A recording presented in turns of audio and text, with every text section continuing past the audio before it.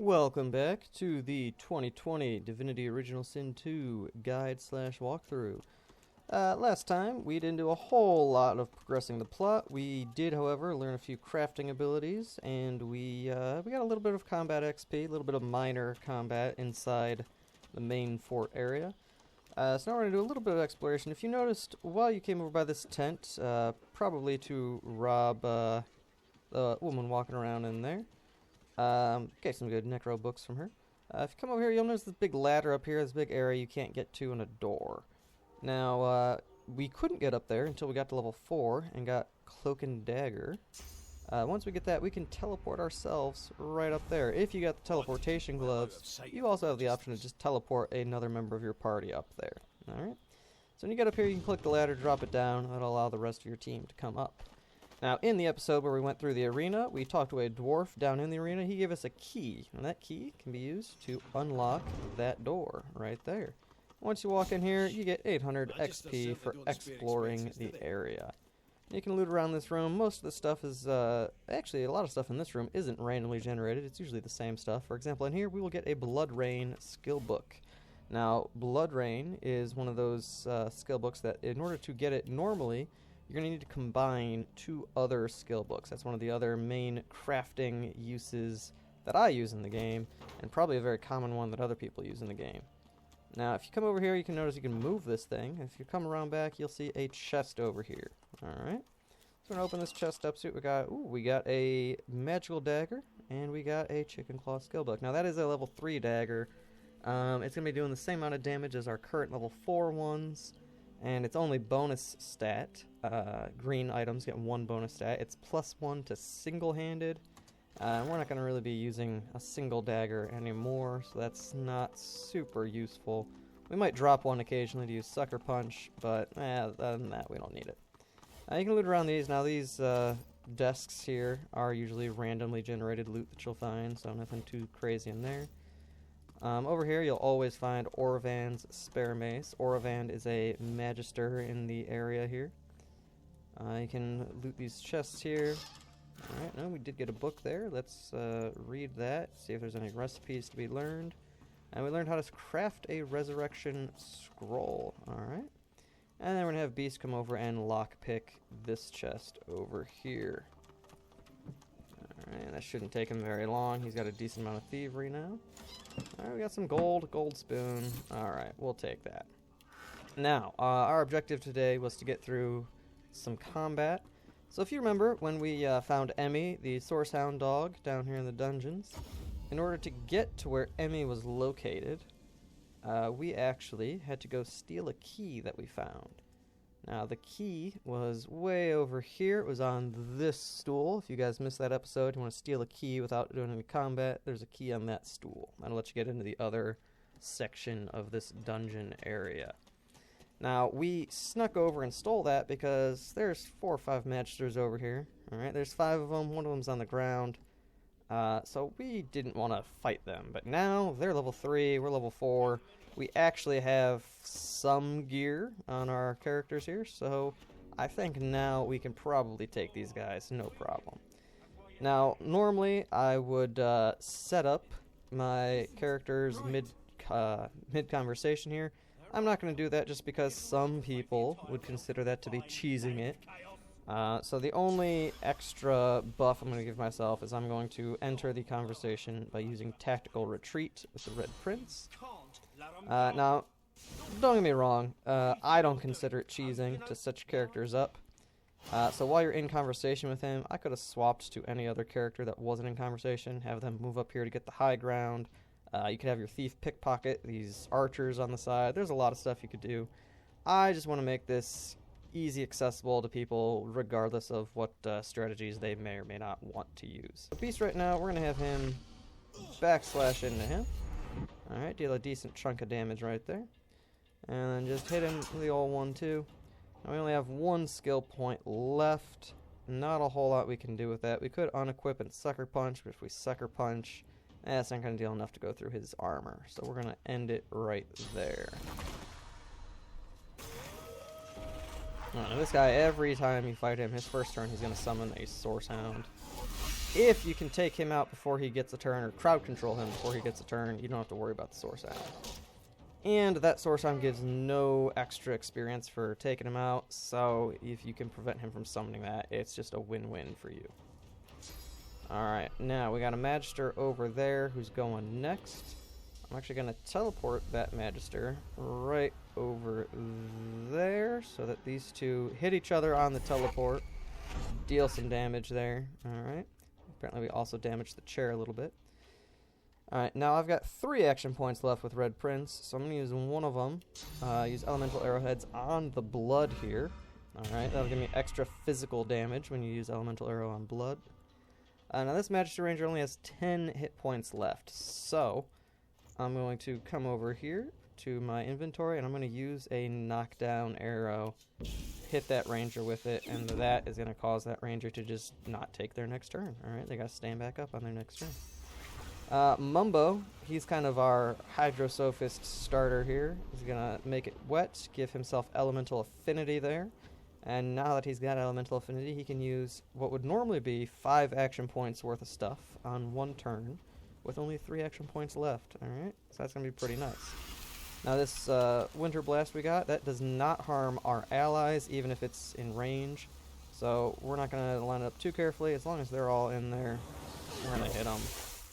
Alright, now we've done mostly physical damage up till now, so nobody got frozen from that. But these guys now only have 16 magic armor left.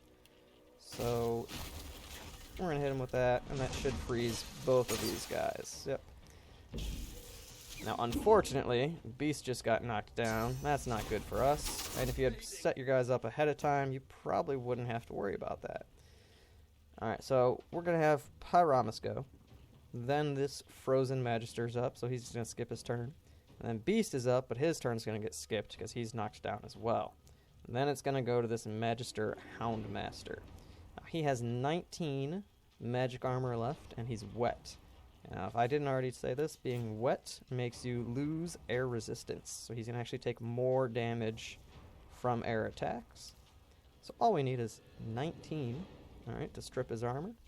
And this does 17 to 19, and he's going to take a little bit more because he's wet. Now, I don't want to risk, he might be standing on that blood, alright, it's kind of hard to tell right there, and that might electrify the water under us. I don't want to deal any extra damage to us because we're already not in a great situation. So I'm going to just teleport him onto the ice right there. And that actually makes it, you can't electrify ice while it's frozen. And then we're going to hit him with that right there, and he's stunned. So now the next 3 characters in line are going to lose their turn, and we're going to go over to the Red Prince. Alright, and now this Source Hound up next is also frozen, so he's not getting a turn. After Red Prince, it's going to go directly to Mumbo. Now, since we're doing extra physical damage, we already hit these guys. We could hit them, or we could take down that Magister there. So I'm going to use Sky Shot so we don't lose that low ground, or so we don't, lose that low ground damage. And then, again, we're going to shoot him with a knockdown arrow. Just take him out of commission. And arrow recovered. That's always nice to see. You got a 33% chance of that happening. You don't want to rely on that, but it's always nice to see it. Alright, so this Magister Swordsman is the next enemy that will be going. If you look up top here, at the very top of the screen, you'll see that Magister is frozen. That Magister's knocked down, so he's the one we got to immediately worry about. But Pyramus is going in between there, and this guy's got the wet status, so we're just going to have Pyramus stun him. So we're just going to take Mumbo, and we're just going to deal as much damage as we can. I personally like Impalement. It does pretty good damage. We should have encouraged before that, actually. That would have made us do more damage. Alright, so we're done with that. Pyramus has Dazing Bolt now. Now that there's oil on the ground, if we line this up right, it shouldn't do any electrifying of the water. Perfect.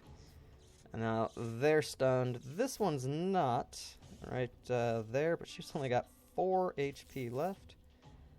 It doesn't look like any of our guys are directly on that oil, so I'm going to light them up. Red Prince might be on it. No, it doesn't look like it. So we got a bunch of fire there from the fire breath and the oil. So even though we've got all 4 elements going on this team, we're still using them together efficiently. And we're going to have Beast pop up here. Now, this Magister here is not crowd controlled at the moment, so chicken it is. Alright, you'll learn pretty quick. Beast as a rogue is a very adaptable single target crowd controller. He's got a lot of options with the rogue loadout. Now, this guy, oh, this guy's just gone. Yeah, anything I can hit him with will do him in. Alright. And then we're just gonna take care of this last Magister up here. Now this battle, if you're not at level 4 yet when you do this battle, it can be a little bit difficult. That's barely gonna do anything up there. Alright. But if you hit level 4, you can do it. I mean, I did this very, very suboptimally. I just kind of ran into the middle here, had all my characters lumped together, and you really don't want to do that when you know you're going to have a lot of combat going on, or a more difficult combat. I should have spread them all out beforehand, which I will do in the future, but for this first video I just want to show you that even if you don't know what you're doing, if you level up beforehand, it makes combat a lot easier. Alright. Now, this is actually a part where I'm going to save right here, because this guy, Dolores, he's a nice guy and all, you know, he's a Magister who's trying to help sorcerers escape, you know, he's kind of working on the inside. But he does have armor, so we do get experience for killing him. So that's what we're going to do. Alright, so we messed up killing this guy the first time. We did successfully kill him, but he died by running into fire on his way out, so we actually didn't get any experience for killing him. So what we're going to do is we're going to take some extra precautions here. Alright, on top of getting the oil around him there just to slow him down, I'm going to have Pyramus, who still has a little bit of telekinesis, just move some stuff. Alright, let's see, there we go. I'm just going to try to block this guy in, basically. So I don't know if that chest is durable enough. It's got 190 something health. That should do it.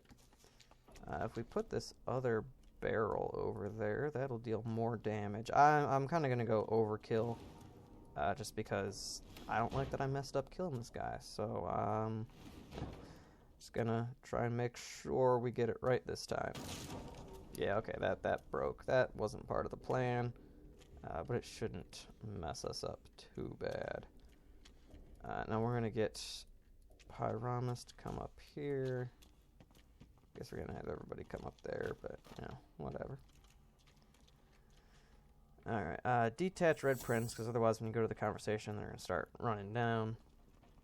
Now, the main thing we want to be sure of is that we can fireball down on this guy. Alright. And we want to be able to teleport him once he starts trying to run away. Actually, what I'm going to do here is detach Mumbo. I think I'm going to have him put some ice over here. That way if this guy does run away, we can freeze him up pretty easily. Now I know that ice is going to melt, but I can just Winter Blast now and get a big chunk of it frozen, as well as damaging him. So hopefully he'll slip on that if he does make it that far. Which, hopefully he doesn't. Alright, let's try it. So, step 1, fireball him. Step 2, teleport him back. Step 3, dazing bolt. No. Fireball, dazing bolt, teleport, and if he's still there, I don't know. We'll improvise again, which didn't work so good the first time.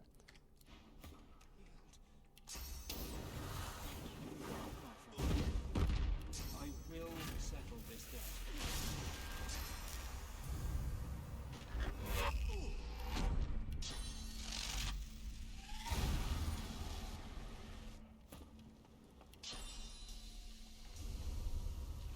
Teleport him back, teleport him back! Ah, okay, we got the XP. I saw the XP over our heads. Alright. That took us, I think, 3 tries. I'm only going to show that successful one. If you guys are trying to, again, just get as much XP squeezed out of here as you can, that one might take you a few tries. That was actually something I had never thought of before, killing him after the combat. If you kill him mid-combat, he doesn't count as an enemy. He doesn't give you XP if he dies in combat. Now, we're looting the bodies here. The Houndmaster, he mostly gives you random stuff, but you get a shiny red ball. We're going to give that shiny red ball to our old buddy. Alright, and then coming up here, I'm just actually going to go this way real quick. Because it's quicker, there's no ladder. This area here gives you exploration XP, so I'm going to have Beast. Hop on over, 600 XP. This always has a simple pendant there, gives you poison resistance, gives you wits.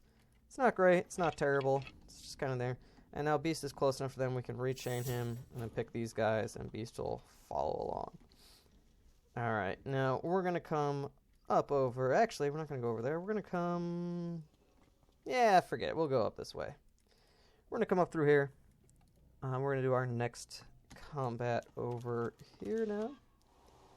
And actually, we're probably going to delay this combat for the next episode because I don't want this one to be too long. But if you remember when we freed Lord Withermore, there were a bunch of decoy soul jars down here. We're going to see what happens when we grab the ones that were not the actual Withermore soul jar. Alright, so we're going to do that. Next episode, we're going to do that. That's where we're going to start off. For right now, we, you know what? We got through one of the early game, one of the more difficult fights, the Houndmaster. I mean, we've got his crossbow already with Red Prince, but, you know, fighting him was could be a little tricky. Alright? So I will see you guys next time.